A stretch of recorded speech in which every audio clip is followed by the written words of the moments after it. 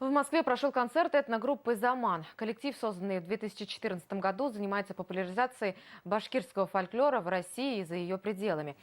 Вокально-инструментальный ансамбль был не раз отмечен почетной грамотой Минкульта Башкортостана, а также награжден грантом главы республики за формирование положительного имиджа Башкортостана.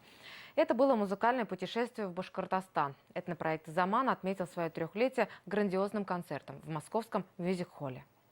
За их плечами гастроли в Италии, Норвегии, Германии и Швейцарии. Вот, наконец, аншлаг в Москве. В зрительном зале поклонники башкирской музыки. Мы популяризируем башкирскую культуру. И это не просто слова. К нам подходят люди и говорят: мы вдохновились, и мы хотим учить язык, или мы хотим узнать больше о Башкортостане, хотим почитать легенды и так далее. Это, вот в этом, я считаю, наша миссия, наш смысл. Экзотический ударный инструмент ханг в тандеме с кураем стирает все границы понимания искусства. Национальные традиции гармонично вплелись в тренды современной музыки. Я плакала полконцерта, особенно на протяжных песнях. Это просто настолько близко, настолько проникает в душу. Это тоска по родному краю, скажем так.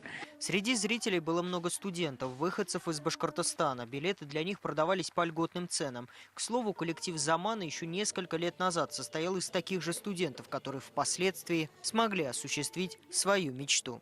Мы такие же студенты сюда приехали. И давайте там в каждой своей области достигайте максимального успеха. То есть инженер ты, или геолог, или ты художник. Давайте, и вот этот основной посыл мы хотели, и, конечно же, напомнить о наших корнях, о наших предках, о голосе вечного Урала. Впереди у этногруппы «Заман» концерт в столице Башкортостана. Уфимские зрители ждут его с нетерпением. Ведь каждое выступление по-своему уникально. Программа в том или ином гастрольном городе почти не повторяется. Максим Окунев, Александр Харитонов. Новости. Москва.